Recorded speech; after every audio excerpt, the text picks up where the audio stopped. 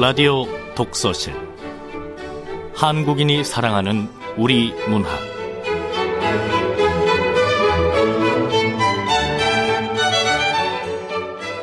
안녕하세요. 아나운서 변희영입니다. 라디오 독서실 오늘 함께 하실 작품은 최은영 작가의 한지와 영주입니다. 최은영 작가는 1984년 경기도 광명에서 출생했고 고려대학교 국어국문학과를 졸업했습니다. 2003년에 작가세계 신인상에 중편소설인 쇼코의 미소가 당선돼서 문단에 나왔지요. 오늘도 작품 소개한 후에 최은영 작가 모시고 작품에 대한 얘기 나눠보도록 하겠습니다. 오늘 최은영 작가의 한지와 영주 시작할 텐데요. 중편소설인 만큼 여러분의 이해를 돕기 위해서 처음 시작하는 부분에 대해서 잠깐 설명을 드리면, 주인공 영주가 수도원에서 지낸 일들을 기록한 노트고요. 이 노트는 남극의 얼음 속으로 밀어 넣습니다. 자, 그럼 KBS 라디오 독서실 한국인이 사랑하는 우리 문학, 한지와 영주 시작해 보겠습니다.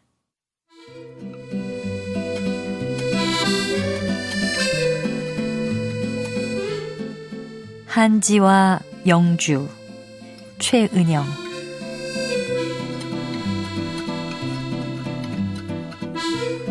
빙하가 반사하는 빛을 바라보면서 나는 너를 생각해. 100일간의 백야. 빛은 사람을 취하게 하고 동시에 깨어있게 해. 나는 여기서 눈을 뜨고도 꿈을 꾸네. 네가 저 빙하 앞에 서 있는 것 같아. 햇빛 아래에서 푸른빛을 내던 너의 몸.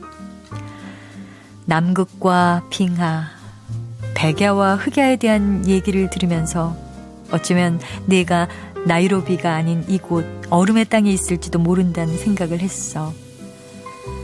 환한 빙하 앞에 우두커니 서 있는 너에 대한 그 환상이 나를 이 얼음투성이 대륙으로 이끌었던 거야. 나는 너에게 이 노트를 전하고 싶어.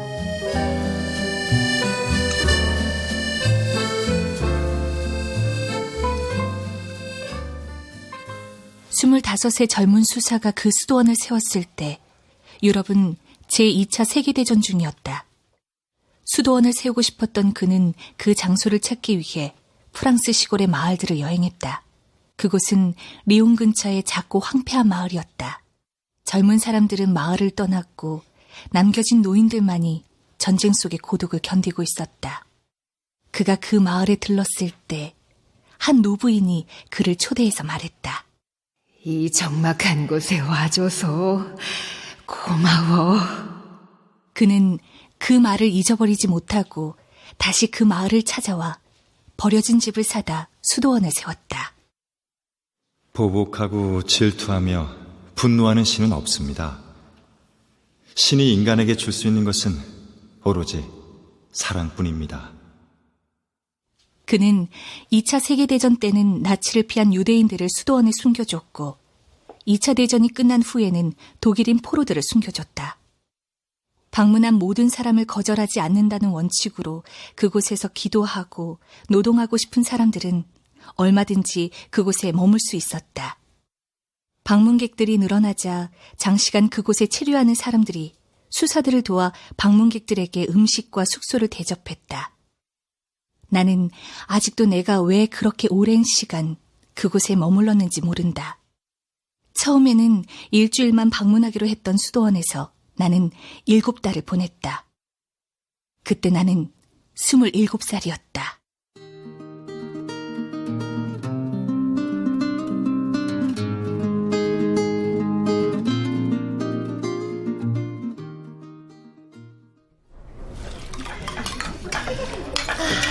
너는 어느 나라에서 왔니?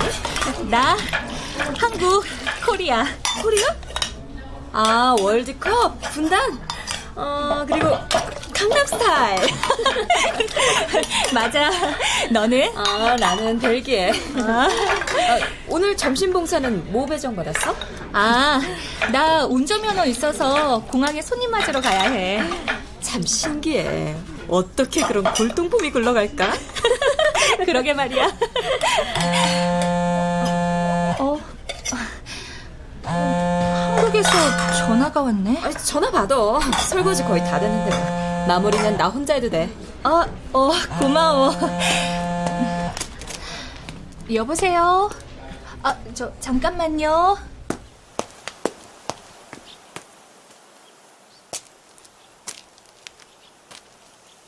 너 지금 설거지 했냐? 대학원 휴학하고 프랑스 시골 수도원까지 가서 겨우 설거지나 하는 거냐고. 언니도 참. 봉사야, 봉사. 아침 봉사는 설거지 2시간만 하면 다 끝나. 그럼 먹여주고 재워주고 그런다고. 이런 데가 어딨어? 난 도대체 네가 지금 무슨 짓을 하고 있는지 모르겠다. 머리 식히면서 봉사 중이잖아. 몇 번을 말해. 봉사 좋아하시네. 넌 지금 낭비를 하고 있는 거야. 그것도 가장 멍청한 낭비를. 언니, 나 한 번은 꼭 이렇게 살아보고 싶었어. 20대에 네가 하고 싶은 대로 하고 살면 결국 우리 엄마 아빠처럼 평생 집도 없이 살게 될 거야. 평생 남의 밑에서 시키는 일만 하면서 손이 발이 되도록 일해도 자식 결혼하는데 단 한 푼도 보태줄 수 없는 사람이 될 거라고. 난 네가 대학원을 간다고 했을 때 네가 교수가 되려는 목표라도 있는 줄 알았어. 언니도 참. 교수 되는 게 얼마나 어려운데. 그게 아니면 왜 네 시간과 돈을 그런 곳에다가 투자한 거야? 교수와 동료들이 너를 어떻게 보겠니? 넌 아직 세상을 몰라도 너무 모른다. 모아둔 돈도 없으면 적어도 학위는 있어야 하잖아. 그런 식으로 어정쩡하게 세상 살아봐. 넌 정말 아무것도 아닌 사람이 될 거야. 네 속에서 나온 자식 한 번 네 품에 품어보지 못하는 인생을 살게 될 거라고. 나는 언니의 말에 동의했다. 언니의 목소리에 실린 분노에 가까운 두려움은 나의 오래된 주인이었으니까. 내가 여행을 떠나기 직전에 아이를 낳은 언니도, 나의 부모도, 지도교수와 연구실 사람들도 그랬다. 20대는 치열해야 할 시기였고, 여기서 치열함이란 죽기 살기로 빠른 시간 내에 안전한 경력을 쌓는 것을 의미했다. 그런데도 나는 그곳에 머물기를 택했다. 남자친구는 침묵했다. 마지막 통화에서 나 여기 수도원에 계속 남아있으려고. 얼마나 오래 머물지는 몰라. 알았어. 그게 전부였다. 미안하다는 말을 하기도 전에 그는 전화를 끊어버렸다. 마지막 통화를 하고 4주가 지나서 그에게서 문자가 왔다. 지난 3년간 만나줘서 고마웠어. 미안하지만 이제 그만 만나자. 그는 언제나 내가 자신을 만나준다고 말했었다. 그 말은 나를 당황하게 했고 그를 조금이나마 경멸하게 했으며 무엇보다도 그에 대한 편안함을 느끼게 해줬다. 한때는 그에게 아프리카 케냐 사람 한지에게 느꼈던 감정보다 더 큰 애정을 느꼈던 적도 있었다. 그런데 어느 순간 그 애정이 사라지고 내 눈앞에 서 있는 그가 커다란 종이 인형처럼 보였었다. 그건 사랑이 깨진 것과는 다른 종류의 슬픔이었다. 그에게 하고 싶은 말들은 많았지만 나는 하지 않았다. 일방적으로 한국을 떠나와서 미안해. 나도 그동안 고마웠어. 무감한 이별이었지만 이상하게 눈물이 났던 기억이 난다.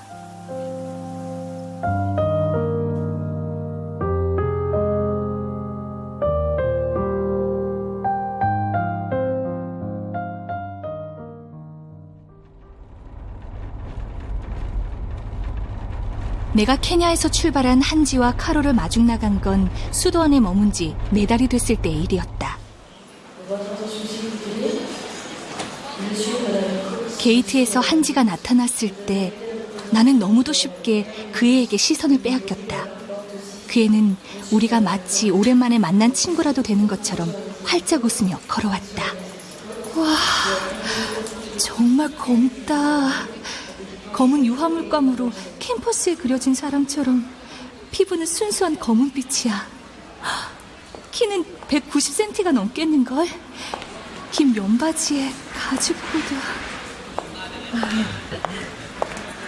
안녕. 만나서 반가워.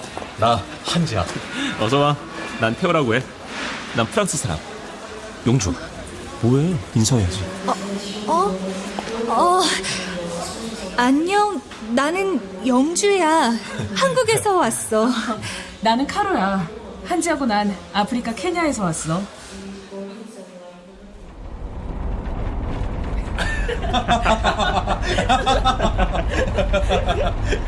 날씨는 맑았고 보물차는 긁는 소리를 냈고 나를 제외한 그 셋은 처음부터 뭐가 그리도 잘 맞았는지 프랑스어로 즐겁게 떠들어대다가 다시 나를 의식하고 영어로 이야기하다 결국 프랑스어로 돌아갔다. 나는 소외감을 느꼈고 소외감을 인정하기 싫어서 앞만 보고 운전했다. 자, 수도원에 도착했습니다. 운전하느라 수고했어. 영주, 고마워. 다음에 만나. 한지는 나를 가만히 쳐다봤다.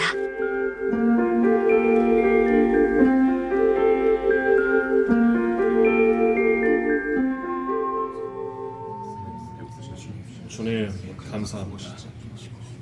고맙습니다. 한지는 수도원에 도착한 날 저녁 기도에서 처음 모습을 드러냈다. 그 애는 내가 앉은 줄에 맨 끝에 앉았다. 푸른색 라운드 티셔츠에 반바지를 입고 있네. 편안해 보여.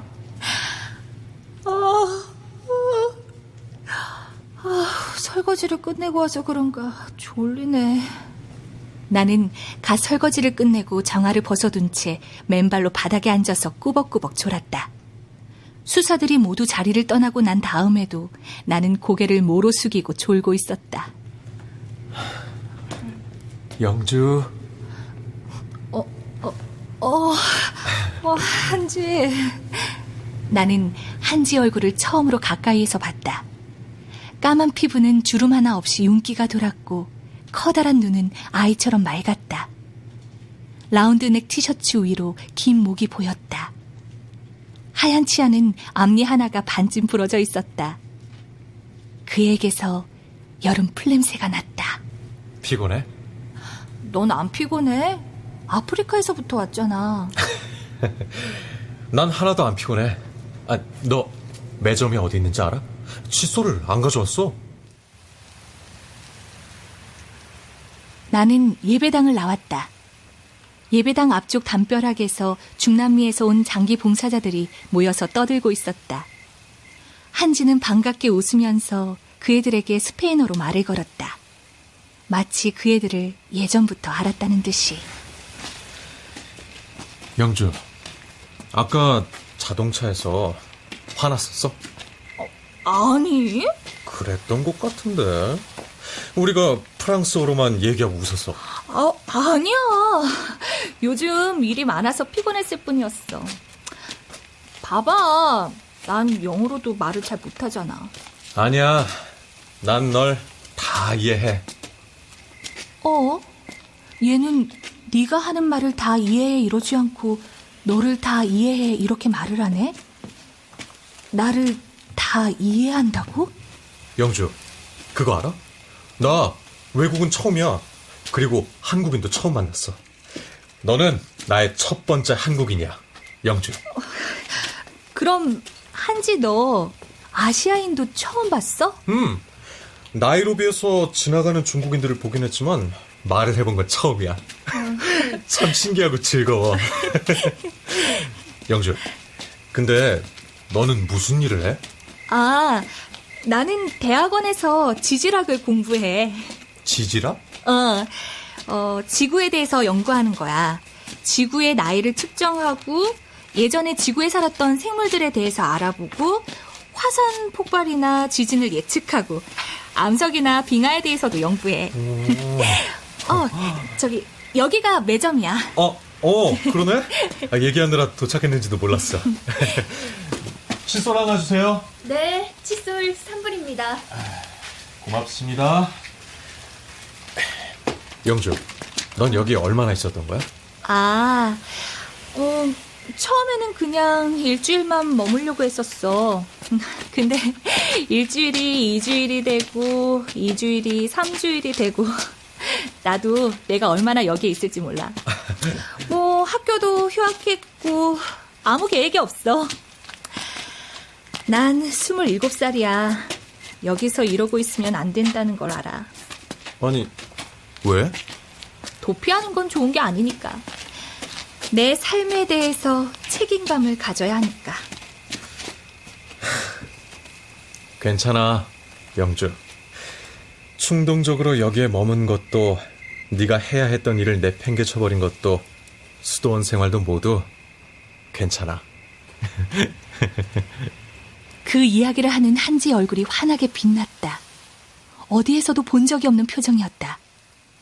나를 위로하려는 얼굴도 아니었고 그저 누구나 할 수 있는 빈말을 할 때의 얼굴도 아니었다. 그날 나는 한지의 눈을 피하지 않고 말했다.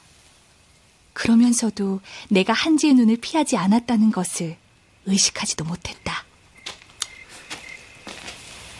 나는 나이로비에서 수의사를 하고 있어. 여기 수도원에 오기 전에는 월급 받으면서 농장에 소나 염소 치료하는 일을 했고, 대학 다닐 때는 보아가 된 야생 코뿔소 2마리를 9달간 키워서 야생에 되돌려보내는 프로젝트에 참여하기도 했거든. 걔네 이름은 하위와 글로리아였어. 하위, 글로리아. 우리 여기 잠깐 앉아서 얘기할까? 좋아. 영주, 너희 나라 네가 사는 곳에 대해 알고 싶어. 내가 사는 곳. 아름다운 곳이지. 경쟁은 치열하고. 그 벤치에 앉아서 한지와 나는 꽤나 많은 이야기를 나눴다. 내가 무슨 이야기를 해도 내 이야기는 세상으로 퍼질 염려가 없었고, 무엇보다도 한지가 나를 판단하지 않으리라는 믿음이 컸다. 부끄러운 기억들도, 나를 용서할 수 없었던 일들도 한지 앞에서는 별다른 저항 없이 이야기할 수 있었다.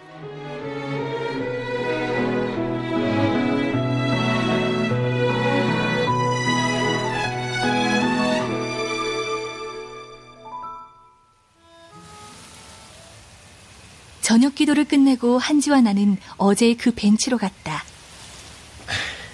영주, 너한테 보여줄 게 있어. 그건 앨범이잖아.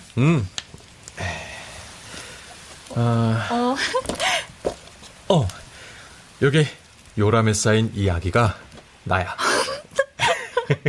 이 사람들은 가장 가까운 가족들이고. 와, 가족들 모두 어깨가 넓고 키가 크구나. 근데 한지 옆에 있는 이 꼬마는 누구야? 우리 형이야. 형제는 형뿐이야? 아니, 여동생이 하나 있어. 내 여동생 보여줄게. 내 여동생이야. 레아. 이건 100일 때. 그리고 이건 5살 때. 그리고 옆엔 이 사진은 10대 때. 근데 전부 자는 사진이네. 자는 사진 말고 다른 사진은 없어? 레아는 태어나서부터 지금까지 이렇게 누워만 있어.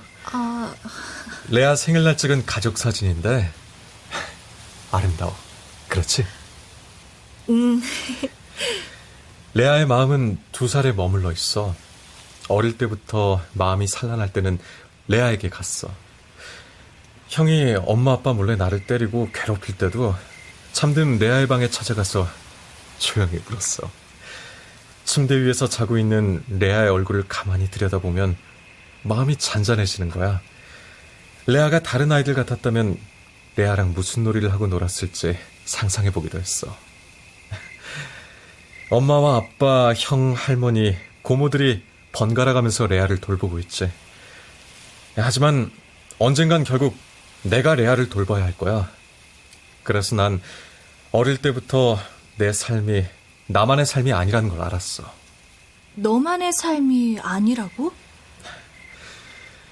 결혼을 한다든지 아이를 낳는다든지 그런 일은 생각해 본 적이 없어.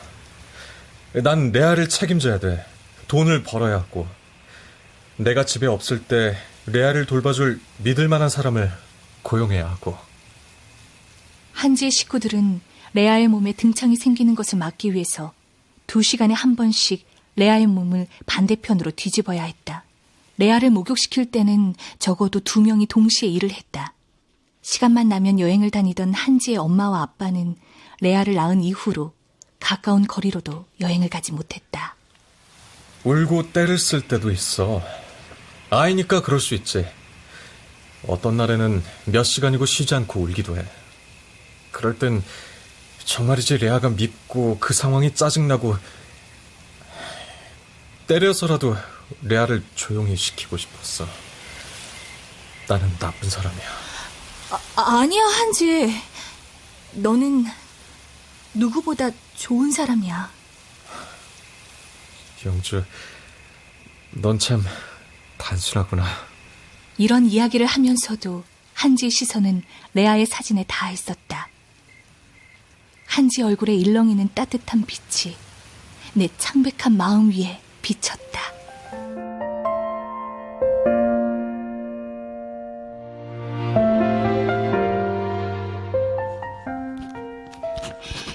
한지의 손에 깍지를 낀다. 한지의 목에 키스한다. 나무 그늘 아래 벤치에서 한지와 함께 잠든다. 비행기를 타고 한지와 나이로비에 가서 사진 속에서 봤던 한지의 키가 큰 가족들을 만난다. 한지의 가족들은 나를 환대해주고 용납해준다. 나는 한지와 함께 레아의 방에 가서 인사를 한다. 한지는 레아를 바라보는 그 따뜻한 눈빛으로 나를 바라본다. 횡단보도가 없다는 나이로비의 도로를 한지와 마구 건너고 버스를 타고 세렝게티 초원으로 간다. 거기에서 우리는 우연히 한지의 코뿔소들을 만난다. 그들은 건강하고 행복해 보인다. 우리는 그 코뿔소들과 함께 초원에서 해가 지는 모습을 바라본다. 한지의 아이를 갖고 추운 겨울이 없는 나이로비에 머문다. 거기에서 한지와 나는 이곳 수도원의 이야기를 나눈다. 너무 오래된 이야기여서 잘 기억이 나지 않는다면서 서로가 없었던 예전의 시간은 온전하지 않았다고 말한다. 나는 나이로비를 벗어나지 못한다. 레아의 기저귀를 갈고 그의 목을 세워 숲을 먹인다. 나의 아름다운 아기는 바닥에 앉아서 울고 한지는 집에 들어오지 않는다. 나는 한지를 처음 만났던 이 시절을 그리워한다.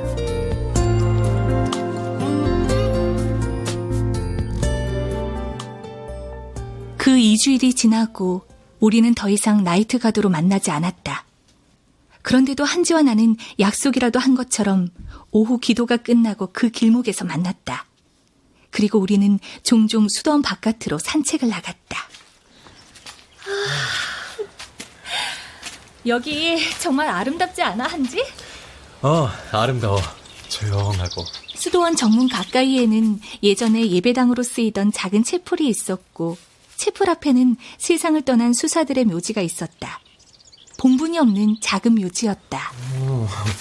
이 묘지가 수도원을 지은 젊은 수사의 묘지인가 봐. 아, 그러네. 노부인의 말 한마디, 이 적막한 곳에 함께 있어줘서 고마워. 이 말 한마디에 연고도 없는 이 작은 마을에 수도원을 세운 사람이지. 마음이 굉장히 여린가 봐. 말이다.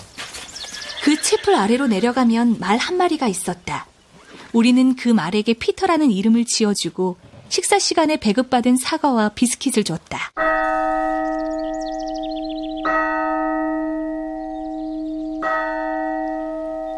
조금 더 걸어가면 시간마다 종을 치는 작은 성당이 하나 나왔고 더 걸어가면 가족 숙소가, 더 걸어가면 침묵 주간을 지내는 이들의 숙소가 나왔다. 우리는 보통 그 지점에서 수도원으로 돌아왔지만 시간 여유가 되면 더 멀리 걸어나가기도 했다. 시냇물에 발을 담그고 한참을 있기도 했다. 영주, 왜 말이 없어? 무슨 생각해? 한 달 반이 지나면 네가 나이로비로 돌아간다는 생각. 우리가 다시 예전의 생활로 돌아가면 여기에서 지냈던 시간을 얼마나 기억하게 될까? 거의 모든 걸 잊어버리게 되겠지. 난 그게 싫어. 뭐가? 잊어버리는 거.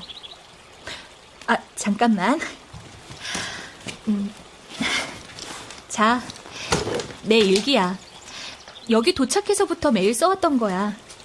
읽어도 돼.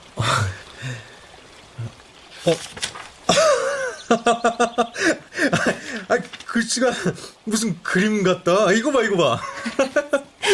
그건 한글로 옷이라는 글자야. 아니, 무슨 사람이 춤추는 모습 같잖아. 이건 나도 읽을 수 있어. 6월 23일.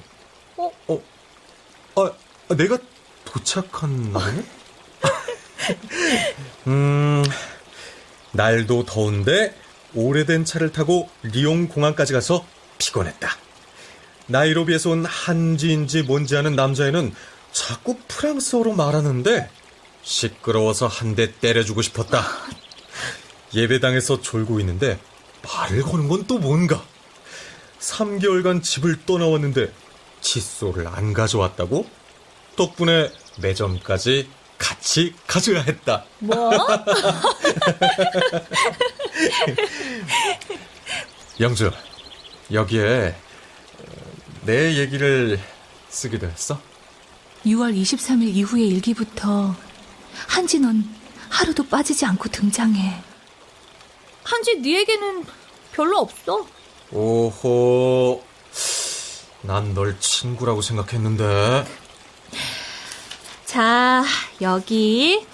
응? 한지는 빅키친에서 일하고 있다. 이 문장에서 이게 한지라는 글자야. 이야, 아름답다. 영주, 네 이름은 어떻게 생겼어? 내 이름은 이렇게 쓰는 거야. 오. 나는 한지라는 글자 옆에 영주라고 썼다. 한지와 영주라는 글자는 다정해 보였다. 영주, 넌 여기서의 시간을 잊어버릴 수가 없겠다. 난 글쓰기가 어렵던데 어떻게 이렇게 매일 기록할 수 있어? 저기, 나중에 만나게 되면 나에게 지금 시간들에 대해서 이야기해줘야 돼. 난 잘 잊어버리거든. 꼭 이야기해줄게. 우리는 다시 만나기 어렵다는 것을 알면서도 늘 그런 식으로 다시 만날 것을 가정했다. 초인종만 누르면 언제고 얼굴을 볼 수 있는 옆집에 사는 것처럼, 저녁을 먹으러 오라고 이야기하면 슬리퍼를 끌고 놀러 갈 수 있는 거리에 사는 것처럼 다시 만날 것을 가정하면서 우리가 평생을 서로 아무 관계없이 살아가리라는 사실을 피하려고 했다. 영주, 난 알아. 우린 다시 만날 거야. 나는 내 노트 위에 나란히 놓인 한지와 영주를 바라봤다. 그곳의 시간은 빠르게 갔다.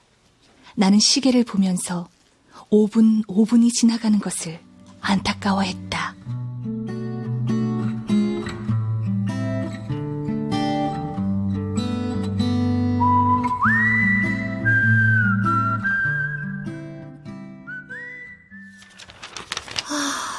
다음은 뭘나?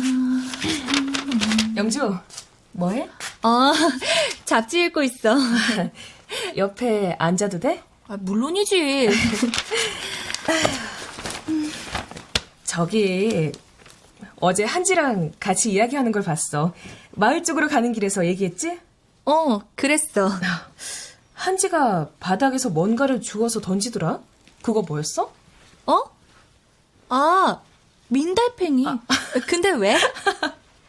한지는 괴짜. 그리고 정말 특별하고. 안 그래? 뭐야. 한지가 정말 특별하다고. 한지를 아주 잘하는 것처럼 얘기하네. 카로는 한지에 대해서 얼마나 아는 걸까? 한지는 자신이 아는 모든 사람들에게 내게 한 만큼의 얘기를 해왔던 거야? 영주 넌 첫인상이랑 많이 다른 것 같아. 내 첫인상이 어떤데? 사실 수녀인 줄 알았어. 뭐? 그것도 정말 고지식한 수녀. 농담 아니야. 근데 내 편견이었어. 너도 한지 못자는 괴짜던데 뭐. 한지에게 네 얘기 많이 들었거든. 한지가 내 얘기를 했다고? 뭐라고? 네가 여기서 가장 가까운 친구라고 말하더라. 내가 한지를 알아온 지 3년이 넘었지만 한지가 누군가와 이렇게 가까이 지내는 걸 처음 봤어. 근데 내가 볼 때는 한지는 모두하고 다 잘 지내는 것 같던데. 웃기도 잘하고 남미에서 온 친구들하고도 모두 친하고. 그래서 가끔은 한지를 전혀 모르겠어. 한지는 모두와 잘 지내지만 절대 속을 알 수가 없어. 나는 한지가 한 번도 사람에게 싫은 기색을 내비치는 걸 본 적이 없거든. 아마도 상대에게 상처 주는 것이 싫으니까 그런 것 같아. 그런데도 모두가 조금씩 그에 대해서 반감을 갖고 있어. 한없이 친절하지만 그게 끝이라는 거지. 뭐 반감이라기보다는 서운함이라고 해야 되나? 가끔씩 보면 사람보다는 동물과 더 잘 통하는 것 같기도 하고. 카로, 나도 실은 한지를 잘 몰라. 걔가 왜 나랑 가장 친하다고 말했는지도 잘 모르겠어. 알잖아. 여기선 일이 너무 많아서 서로 이야기 나눌 시간도 부족하다는 거. 내가 한지를 조금이라도 덜 좋아했다면 솔직하게 말했을지도 모른다. 이렇게. 이제 카로, 나는 한지와 매일 이야기를 나눠. 일하지 않는 시간이 겹치면 수도원 주위를 산책하고 밤에는 매점 자판기에서 콜라를 뽑아 나눠 마셔. 자정이 넘으면 수도가 옆 나무 밑에 가만히 앉아있기도 해. 어떻게 말해야 할까? 이렇게 말해도 된다면. 한지는 나를 알아.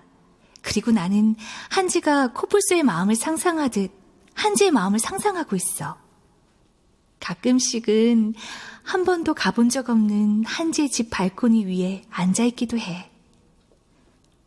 참, 한지 넌 나와 가깝다고 무람없이 이야기할 수 있었을지 몰라도 나는 너에 대해 그렇게 이야기하지 못해. 한지 너에 대해 한마디라도 하면 모두가 한지에 대한 나의 상상까지 꿰뚫어볼 것만 같아서. 그런 면에서 나는 조금은 미친 사람 같지?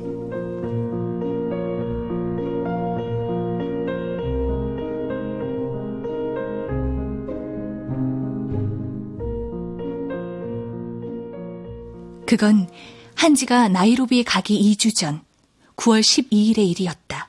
나는 아직도 왜 한지가 내게 등을 돌렸는지 모른다. 그 단절을 이해하지 못한다. 시간이 지나도 이해할 수 없는 일은 그렇게 내버려둬야 한다고 생각하면서도 나는 작은 기억 하나도 제대로 잊지 못한다. 처음에는 한지가 나를 보지 못한 거라고 생각했다. 웃으며 인사하는 나를 한지가 모른 척할 일은 없었으니까. 그러나 그런 일들이 빈번했고 한지는 우리가 매일 만났던 그 벤치에 더 이상 나타나지 않았다. 그거는 언제든 놀러와. 나이로비에 볼 것 정말 많아. 한지다. 한지. 왜 고개를 돌리지? 나는 다시 손을 들어 인사를 했고 한지는 고개를 돌렸다. 한지가 내게서 고개를 돌리기 전날에도 우리는 그 벤치에서 만나 이야기를 나눴다. 그런데 한지는 나를 대놓고 없는 사람 취급하기 시작했다. 한지! 한지, 도대체 왜 그래? 내 인사를 받지 않은 건 물론이고 길에서 마주치면 다른 길로 돌아갔다. 그런 그의 눈빛에는 일말의 분노도 없었다. 그저 무심했고 희미했고 지쳐 보였다. 한지가 나를 피하는 이유가 무엇이든 그건 중요한 게 아니었다. 한지는 이제 나를 피하고 있고 내가 그 사실을 받아들이지 않는다면 그건 한지를 괴롭히는 일이 될 것이었다. 나는 그 애를 괴롭히고 싶지 않았다.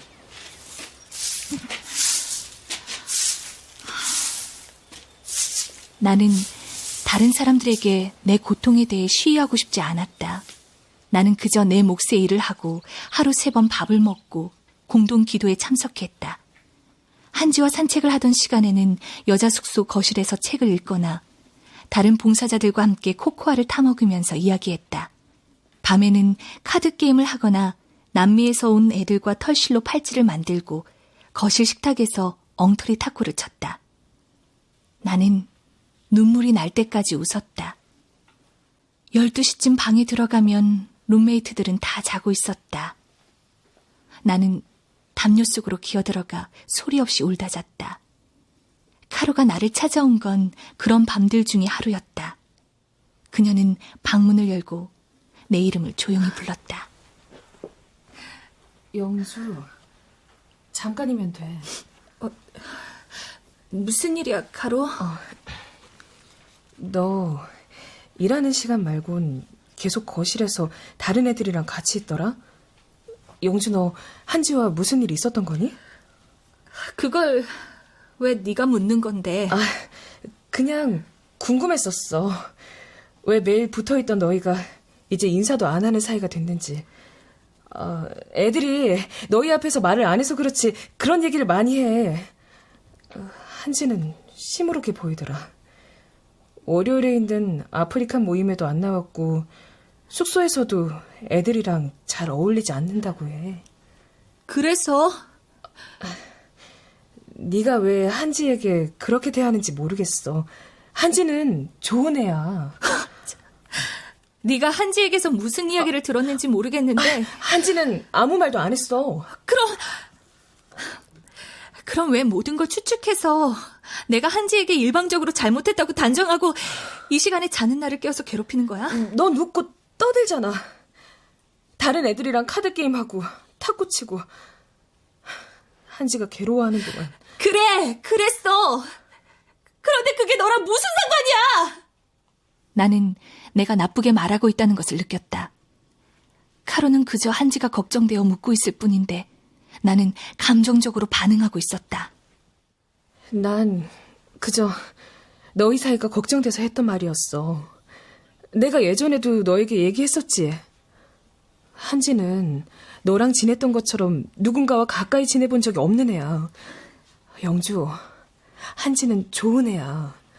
그 애가 드디어 가까운 사람을 만나서 다행이라고 생각했었어. 보이지 않는 벽 같은 게 있는 애였으니까. 그걸 겨우 여기 와서 깨트렸다고 생각했는데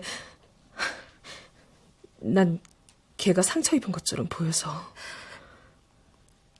한지는 날 피하고 있어. 말을 걸 수조차 없어. 둘이 싸웠니? 아니. 날 피하기 하루 전에도 같이 이야기했었어. 정말이야? 그래. 영주, 난 네가 이해가 안 돼. 그러면 한지에게 가서 따져 물어봐. 왜 너를 피하냐고. 이건 이야기를 해서 풀어야 돼. 너처럼 아무 일도 없는 것처럼 그렇게 지내는 건 너에게도 한지에게도 좋지 않아. 마음에 풀지 못하는 일을 두고 여기서 웃으며 지내는 건 널 속이는 일이야. 카로, 난 한지를 괴롭히고 싶지 않아.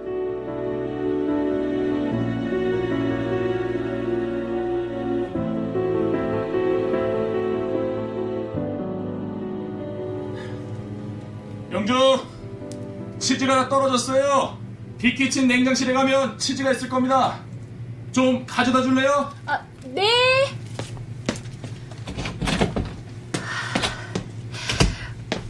빅키친에는 한지가 있는 곳인데 마주치면 어색할 거야.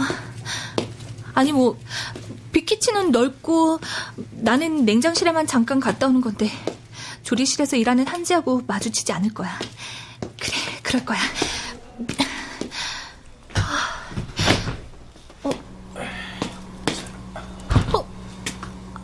한지. 영주.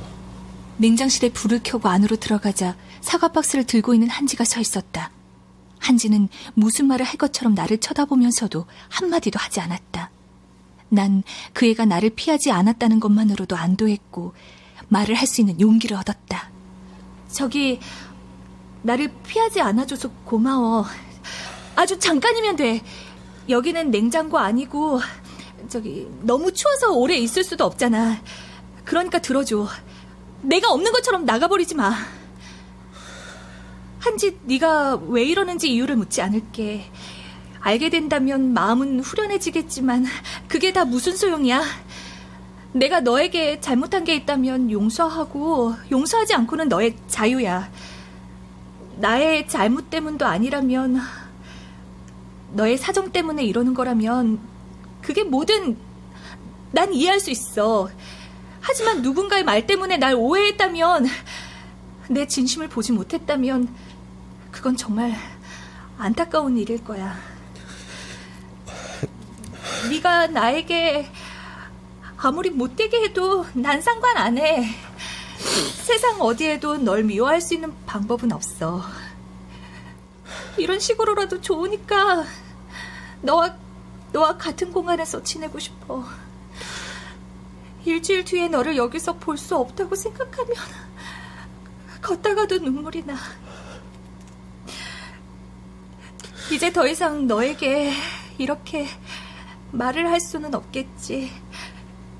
한지야, 제발 이렇게 내 인생에서 사라지지 마, 한지. 더 이상 널 방해하지 않을게. 나이로비에서도 잘 지내. 넌 지난 일들을 잘 잊는다고 했으니까 좋은 기억만 남기고 다 잊어. 아니, 좋은 기억도 잊어. 한지, 네가 건강하게. 너의 가족도, 레아도. 한지, 그 안에 한지 있어? 한지는 손등으로 눈물을 닦고 냉장실 밖으로 나갔다. 나도 곧 냉장실 밖으로 나갔지만 뼛속까지 스며든 한기가 쉽게 가시질 않았다. 그런데도 이마만은 뜨겁게 끓어오르고 있었다.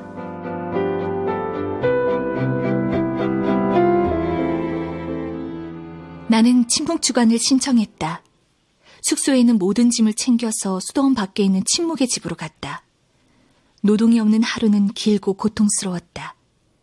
동시에 나는 냉장실에서 한지를 본 이후로 계속 한지를 보지 않고 있었다. 이제 일주일도 안 되어서 그 애는 나이로비로 돌아갈 것이었고, 차라리 그 애가 이미 가버렸다고 생각하는 편이 덜 고통스러울 것이라고 생각했다. 한지의 생각이 들 때마다 나는 정원의 풀숲을 걸으며 지질시대 분류표를 암송했다. 하지만 그 암송도 한지에 대한 생각을 멈추게 할 수는 없었다. 그래서 나는 한지에게 하고 싶은 말을 노트에 썼다. 영주. 나 보자고 했어? 이 노트 한지에게 전해줘. 이 노트는 한지 거야. 알았어. 한지 만나면 전해줄게. 걔 내일 나이로비로 돌아가. 알아. 이따 송별회에는 안 올 거야? 난 거기 안 가. 내가 이런 말을 해도 될지 모르겠는데 너희가 끝까지 화해하지 못한 건 끔찍한 일이라고 생각해. 태호는 부정적인 감정을 표현할 때는 늘 끔찍한이라고 이야기했다. 그 애가 나와 한지의 관계에 대해 끔찍하다고 표현하자 그 말은 화살이 되어 내 정신을 관통했다. 관계가 이런 식으로 끝나버린 건 미화될 수 있는 일이 아니었다. 나는 천천히 걸어서 침묵의 집으로 향했다. 한지가 수도원에서 보낼 마지막 밤이었다.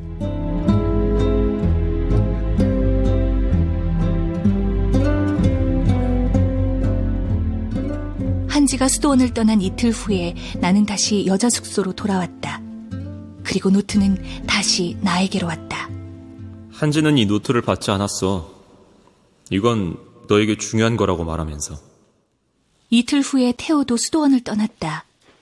나는 노트를 둥그렇게 말아서 얼음을 캐는 구멍 안에 넣고 깊이 밀어낸다. 노트는 별다른 저항 없이 미끄러지듯 얼음 속으로 떨어진다. 그것은 적어도 1만 년간 썩지 않을 것이다. 나는 그 시간 동안 거듭해서 다시 태어나고 싶지 않다. 그 기억들이 나를 떠나 이 얼음에 붓기를.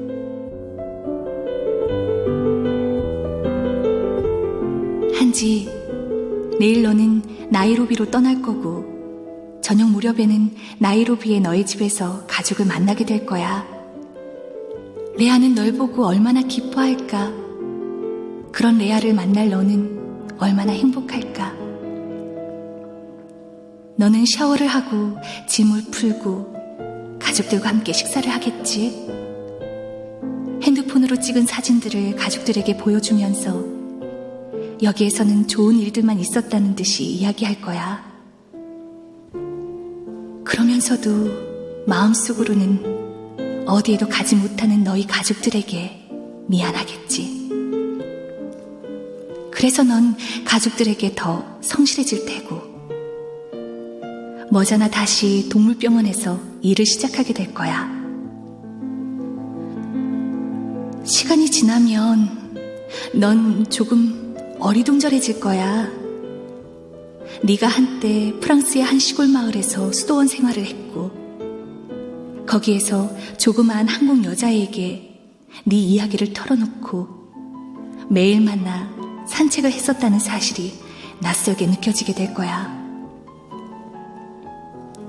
그때가 되면 네가 내 인사를 피하고 내게 등을 돌린 이유도 옅어지겠지.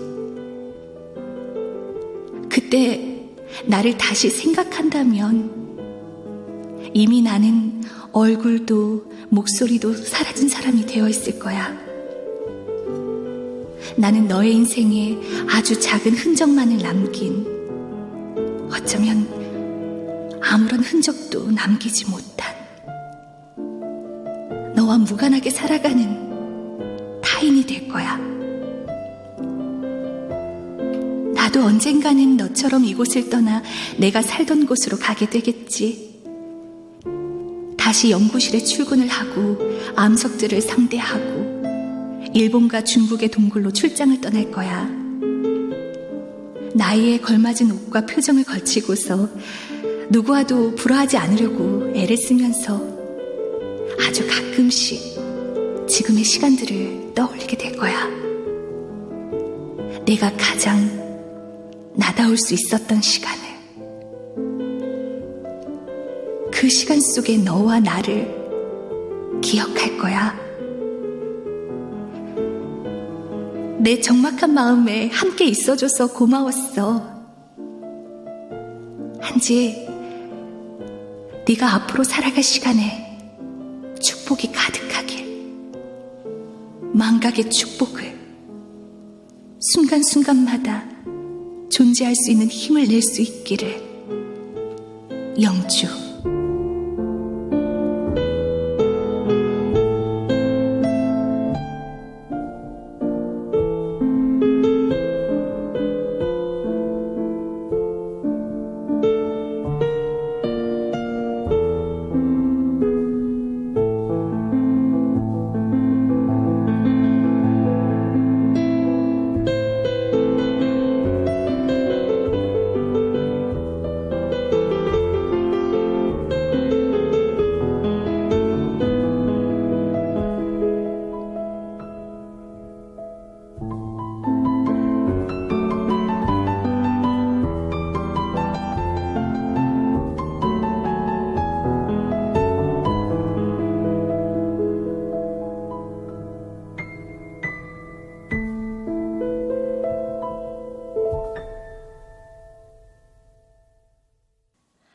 네, 마지막에도 노트에 기록된 내용이 나오네요.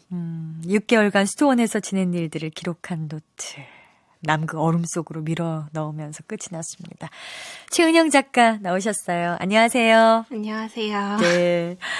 아유, 노트를 이렇게 남극의 얼음 속으로 밀어 넣는다는 건 아마 1만 년간 썩지 않을 것이란 기대 때문이겠죠? 남기고 싶은 거. 저는 그거 버린다고 생각을 했는데요. 아, 그래요? 네. 이제 자기가 겪었던 일들을 자꾸 기억을 하게 되니까는 그걸 버리고 싶어서 그냥 의지적으로 그렇게 행동을 하면서도 한편으로는 그 자기가 겪었던 일이 그냥 그렇게 버려지지 않기도 바라는 그런 이중적인 마음이 있다라고 생각을 해서 그렇게 썼어요. 저는 후자가 더 강하다고 생각했거든요. 네네네. 어떻게든 놓지 않으려고 네. 버리는구나. 네. 이렇게. 야, 중편 소설이라서요. 저희가 좀 시간 때문에 줄이기는 했어도 또 어떤 내용인지는 다들 아셨을 겁니다. 하나하나 우리가 좀 얘기를 하면서 풀어가 보도록 하죠. 네. 먼저 저는 영주가 머물렀던 수도원, 수도원이란 공간이 너무너무 궁금했어요. 개인적으로는 정말 한번 가보고 싶다. 네. 이런 생각도 들었고. 어디서 이런 장소를 생각해 내신 거? 실제 있는 곳인가요? 네, 그냥 저의 경험으로 썼는데요. 실제 있는 곳이군요. 네, 실제로 있는 장소여서 그 소설에 나왔던 모든 공간이 다 실제로 있어요. 가족 숙소 뭐 이런 거 다요? 네, 다 똑같이 있고. 직접 가셨었던 건가요? 얘기 좀 해주세요. 네, 저는 한 5년 전에 한번 가보고 또 2년 전에 한번 가서 봉사자로 일을 했었던 기억이 있어요. 영주처럼? 네, 그렇게 길게 간 건 아닌데 예. 저는 한 2달 갔는데 거기서 지내는 친구들은 뭐 6개월에서 2년까지도 있어서요. 그러셨군요. 네. 체험이었군요. 네. 한지도 만나신 거예요? 아니요. 한지는 가상의 인물이고? 네. 아, 그렇군요. 이제 소설 속의 수도원은, 뭐랄까, 젊은이들이 흔히 하는 경쟁에서 피해가는 곳, 또는 세상과 격리된 곳, 뭐 차별 없는 곳, 이렇게 해석이 될 것 같아요. 네. 제가 갔을 때 느꼈던 게, 사람을 처음 만났을 때 그 사람에 대해서 편견을 가지지 않고 사람을 대할 수 있었던 게 좀 좋았던 것 같아요. 네. 거기서 젊은이들을 많이 만나보셨겠군요. 네. 어떤 이유에서 거기를 많이 오고 싶어서 온 거던가요? 거기 이제, 유럽 친구들은 그냥 자기 돈으로 오는 경우가 있는데, 이제 아프리카나 아시아나 그런 좀 자기 돈으로 올 형편이 안 되는 친구들은 그 수도원에서 초청을 해서 와서 한 3개월 정도 오거든요. 그래서 그냥 이게 약간 종교적인 공간이기도 하지만, 네. 젊은 사람들끼리 같이 만나서 자기가 갖고 있는 고민이라든지 어떻게 살고 있는지에 대해서 서로 이야기를 나누는 그런 공간인 것 같아요. 그렇군요. 작가, 우리 최은영 작가는 경험해보지 못했지만, 네. 어쨌든, 한국인 영주는 소설 속에서 케냐에서 온 한지를 만납니다. 네. 그리고 좋아하는 마음도 싹 텄고요. 근데 그 마음을 다 터놓지는 않았어요. 일부러 그랬겠죠? 헤어질 네. 거니까? 아니면 성격 탓? 그게 제가 그 수도원에 있을 때 애들끼리 연애를 되게 많이 하더라고요. 그래가지고 되게 서로 좋아하지만, 서로 다른 나라에서 온 애들끼리 서로 좋아하기는 하는데 그거를 되게 고백을 하기를 힘들어 하더라고요. 왜냐하면 어차피 헤어질 거니까 다시 만날 수가 없으니까 그런 경우가 많이 있어서 저 제 친구를 생각하면서 써요. 그랬군요. 네. 아, 그렇다면 반대로 그 케냐에서 온 한지는 마지막에 왜 그렇게 영주를 보면 멀리하고 의식적으로, 의도적으로 그랬을까요? 역시 헤어지는 걸 아니까? 아니면 다른 이유가 있을까요? 저도 잘 모르겠어요. 아니, 작가가 모르면 누가 합니까? 네. 네, 그래서 모르는 것 같아요. 그냥 쓰긴 했는데 왜 그랬을까 네. 저도 생각은 하는데 저도 이제 이 영주라는 애 시각에서 쓰기 시작해가지고 걔에 대해서 한지에 대해서 잘 모르고 썼던 것 같아요. 네. 할머님이 그렇게 말씀하시잖아요. 주인공에게. 기억의 재능을 넌 타고났는데 그건 어찌 보면 고통스러운 일이다. 행복한 기억은 보물처럼 보이지만 타오르는 숲과 같아서 다칠 수도 있다. 네. 이야, 그건 선물은 아니다. 저는 이 부분이 정말 감동적이었거든요. 네, 감사합니다. 이 부분에 대해 설명 좀 해주세요. 이제 사람이 안 좋은 기억이 있으면 그걸 생각하는 것도 고통스럽긴 한데, 네. 그러니까 좋은 기억도 그런 것 같아가지고, 이렇게 되게 좋은 기억이 있으면 점점 기억 속에서 그 기억을 이상화시키면서 현실이 점점 더 안 좋게 보이는 경향이 있는 것 같아요. 네. 그래서 차라리 좋은 기억이 없으면은, 그 정도로 좋다고 생각하는 기억이 없으면은 현재가 되게 초라해 보이지 않을 텐데 그런 생각을 자주 해서 그렇게 썼던 것 같아요. 네. 전체적으로 작품을 관통하는 것들이 기억, 네. 추억, 이런 것들인 것 같아요. 기록, 네. 그런 거에 관심이 워낙 많으신가요? 네, 제가 이렇게 뒤끝도 되게 있고 안 좋은 것도 잘 못 잊고 좋은 것도 잘 못 잊고 그래서 고통스럽더라고요. 미련이 많으시군요. 네, 미련도 많고요. 그래서 한번 써봤습니다. 네. 최은영 작가는 지난번 저희 프로그램에서도 함께한 작품이 역시 중편이었거든요. 그래서 네. 중편 소설이 편하신가? 그런 생각을 했는데 어떠세요? 제가 아직 소설을 쓴 지 얼마 안 돼서 중편이든 단편이든 소설 쓰기가 되게 어렵고요. 되게 어려운데 그때 중편 소설 청탁을 받아서 중편을 썼고, 네. 근데 단편보다는 좀 하고 싶은 말들을 줄일 필요가 없어서 그렇죠. 중편이 저한테는 좀 더 편한 것 같기는 해요. 네. 요즘은 어떤 작품 쓰고 계세요? 요즘은 단편 소설 하나 쓰고 있는데요. 화자가 개예요. 그래서 개가 자기 주인한테 이렇게 이야기하는 그런 소설을 쓰고 재밌겠는데요, 있어요. 소재 자체가. 주인한테 주로 뭐라고 얘기하나요? 이제 이 개가 주인이랑 한 10년 넘게 살아서 이 주인이 지금까지 10년 동안 어떻게 살아왔는지에 대해서 이렇게 이해해주면서 이야기를 하는데 결론이 어떻게 될지는 저도 몰라요. 개가 주인을 10년 동안 지켜보고 쓴 이야기라. 네. 재미있을 것 같습니다. 또 그 작품 나오면 다시 한번 만날 수 있는 기회 갖도록 하고요. 오늘은 한지와 영주, 이 작품에 관한 얘기 나눠봤습니다. 최은영 작가였습니다. 고맙습니다. 감사합니다. 자, KBS 라디오 독서실, 오늘은 최은영 작가의 한지와 영주 함께 하셨고요. 지금까지 음악에는 장순현, 효과의 안익수, 강우석, 노동걸, 기술의 김남희, 극본 서연이, 제작 강요한, 저는 아나운서 변희영이었습니다. 안녕히 계십시오.